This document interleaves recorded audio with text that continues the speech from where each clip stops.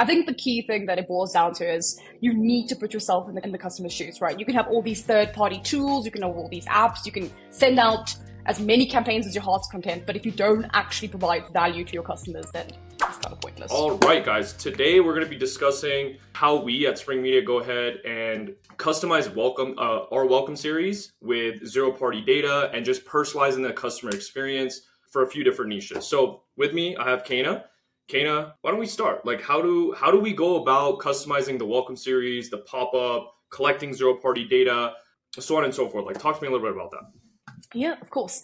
I think the main reason of why we kind of do it needs to be discussed first. I think it's just really expensive to kind of acquire a customer. I know that's literally what all of our clients keep telling us, like it's super expensive to acquire them. So that's why people come to retention, right?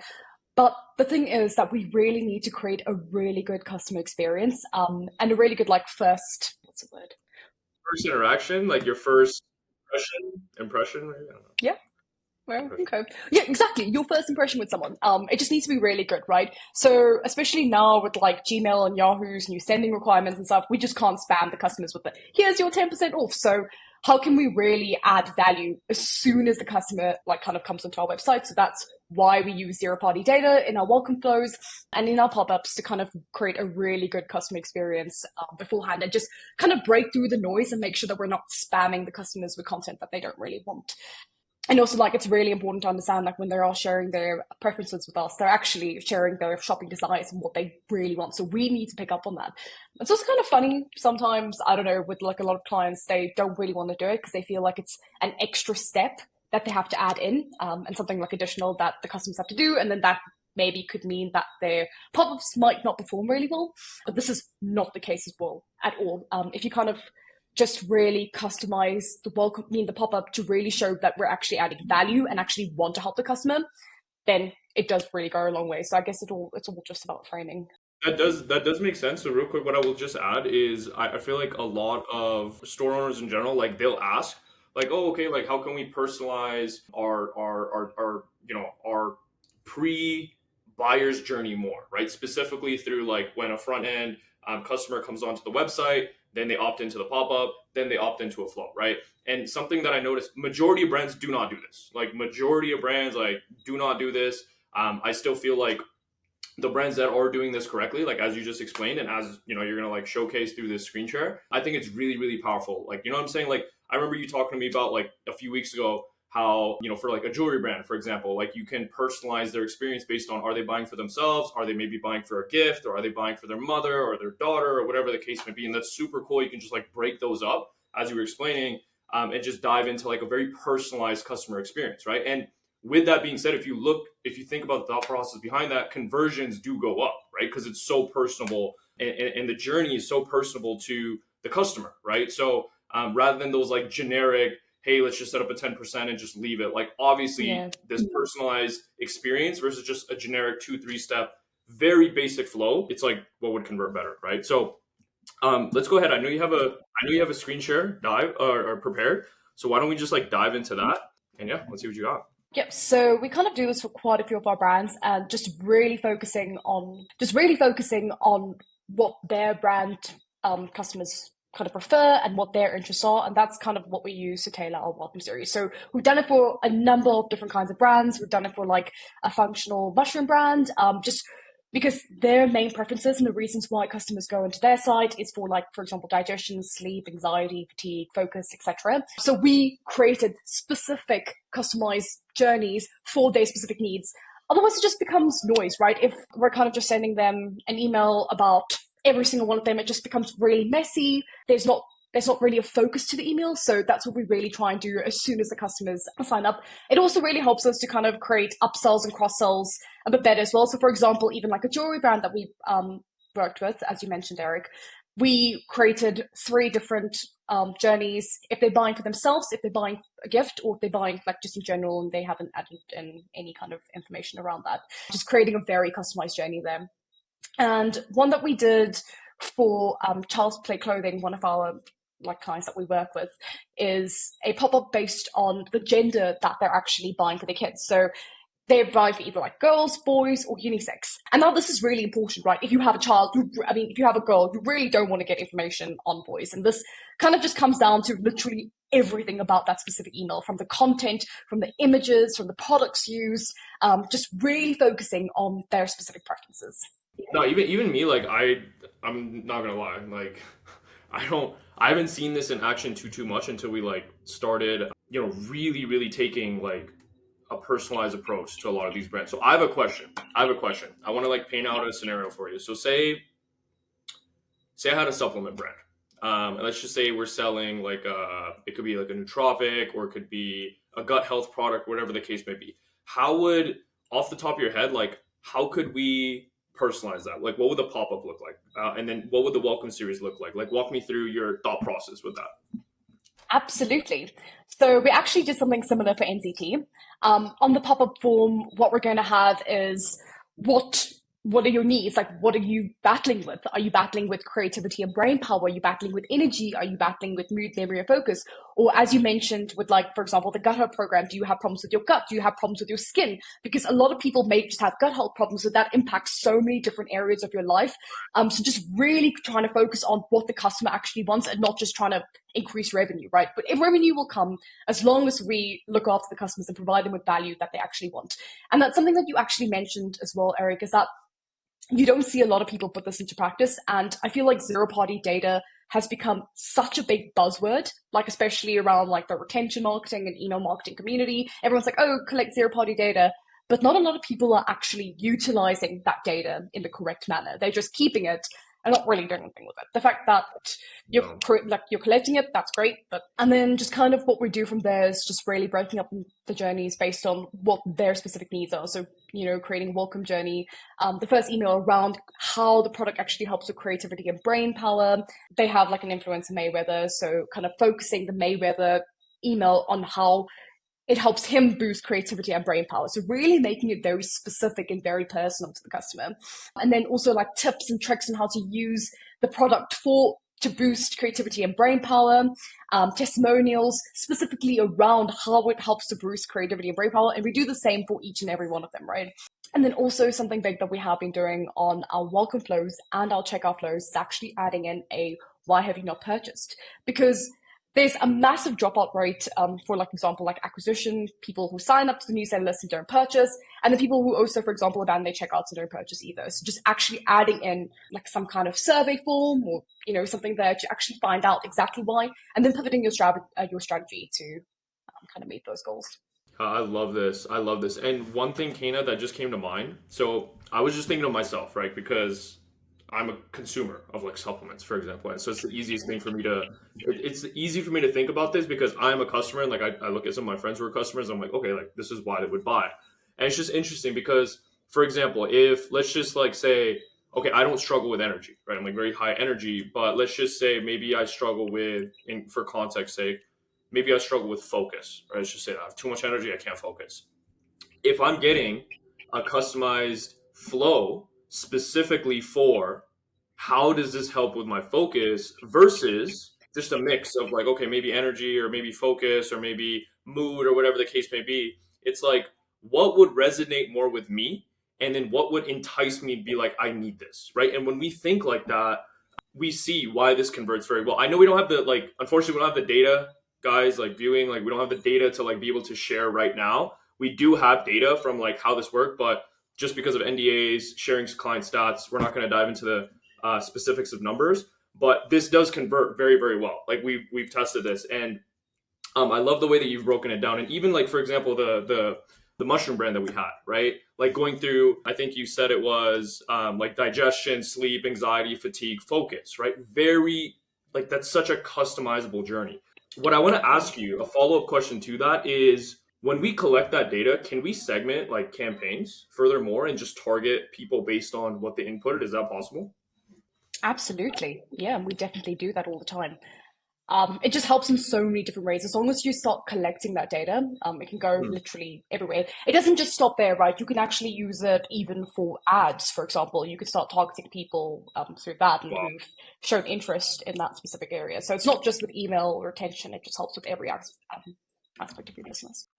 Yeah, that's so crazy. It just like goes to show like why data is so important. So this is one thing that I wanted to touch on, right? And I love touching on this a lot. And it's basically, I think of marketing as obviously like marketing is like research and psychology, okay, among a lot of other things, but like research and psychology are like main components of marketing. Okay, and I always refer to this thing basically like the seven psychological triggers that like entices people to actually buy. Okay, and I'm gonna list some of them off because I think how this ties in to like the welcome flow and just like our overall strategies is just so relevant. And this is like one of the things that popped into mind. Okay, so some of these things I'm gonna lift out, like for example, offer something to get something bigger in return. Surprise them just for the heck of it, get buyers to like you, make it a no-brainer to buy from you, position yourself as a voice of authority, create a sense of Absolutely. urgency, create a sense of belonging. Okay, and the last one for this example that we're giving right here, the last one stands out to me the most, create a sense of belonging, because what are we doing here? We're customizing the journey so in depth, right? Someone could have such a specific pain point where maybe it's a gut health product and they're struggling with bloating, let's just say. Like that's a common problem in the States. I Yeah. don't know, like country, I'm sure like in the world it's a problem, but like in the States, I know it's a huge problem. And like if I just imagine if we have a flow for a gut health product and it's specifically around bloating, right? Because it's that we've collected that data and we've made it that personalized. Oh my God, I can only imagine the type of conversions because what can we put in there? We could put education about what causes the bloating, how this product, like solves the bloating or whatever the case may be. So I just think it's really cool how like the psychological piece to it ties into very specifically this zero party data, customizing and personalizing the buyer's journey, and how that all ties together. So just thought I'd share. Absolutely. Yeah, no, I completely agree with you. I think the key thing that it boils down to is you need to put yourself in the customer's shoes, right? You can have all these third-party tools, you can have all these apps, you can send out as many campaigns as your heart's content, but if you don't actually provide value to your customers, then it's kind of pointless. Yeah, yeah, I absolutely agree. I mean, just going back to Child's Play as well, you can even see that in like the specific product recommendations that we chose, right? So we know based on like third party like stats companies, based on the Shopify data and based on the testings that we've done, that these specific brands work really well for girls, like specifically for guys specifically and for gender neutral. And then we use those specific products, right? Yeah, so it just kind of transcends way more than just kind of zero party data, I guess. Right, right. And even like obviously like this is very obvious, but like sorting by gender, right? Sorting by gender, sorting by like brand that we're showcasing. Yeah, super cool. Super cool. Yeah, absolutely. And then just like also a key thing here is that you're decreasing the amount of time from acquisition to first purchase, right? Because you're making their shopping experience and their buying decisions so much easier to make. They're not kind of like going through your site, they're not taking time. They have all the relevant information needed to make an informed decision, which is Hmm. huge. Very true. Very true. Another Yeah. thing that just came to mind is like, this is like a philosophy I like to use is like selling shouldn't feel like you're being hard sold. It should feel like the best kind of selling when a company does it right or a person does it right, whatever the case may be, is like it feels like you're going shopping with a friend, right? You know what I'm saying? Like say you go to the mall, and like let's just say you're a couple women, right? And you go to the mall, like and you're looking for a dress, like you want that experience to be it's gonna probably gonna be fun, right? From I mean I'm not a woman, but like from what I hear, like it's a fun experience and it's a It's fun not a fun experience. experience. Okay, well, maybe not for you, but like from the general consensus that I've heard, it's a fun experience or whatever the case may be. And that's like, at the end of the day, like that's since there's no physical touch point, right, in the e-commerce space with a customer, right? It's not like majority of sales are like done through a phone or like done in person, especially when we're talking about e-com, it's all digital. It's like, how can we make that experience or amplify that experience or Absolutely. portray that experience through something like this, right? And I think everything at the end of the day boils down to personalization. The more personalized any single customer journey is, the more feeling and the more of that feeling you're going to bring out of the customer. And when that feeling comes out, like people buy, right? And I know something you talk about a lot is like not to get too off topic, but even like gamification. You know what I'm saying? Of like Yeah, flows absolutely. or like pop-ups or campaigns. Can you touch on that a little bit as well? Yeah, I mean, I've just seen a lot of people utilize like quizzes, for example, to try and Mm, understand like buyer behavior and stuff like that. Sometimes it works. Look, if your product is really complicated and people don't know what to purchase and stuff like that, then worth it. But a lot of the time, people and customers know what they want, right? They know what they want, but they don't know how to navigate your store properly for it. So it just kind of it boils down to what you're actually selling, how complicated it is, and how you can actually add value to make the shopping experience as best as possible. So gamification comes in for example, like engagement, building brand loyalty, sometimes providing like a better customer experience if it does make things easier. But a lot of the time, from what I've seen, customers know what they want. They just want like the relevant information to back it up. Love it. Okay, that makes perfect sense. Okay, anything else that you wanted like to cover on in like the jewelry or like the child's play side of things, or did you basically cover everything?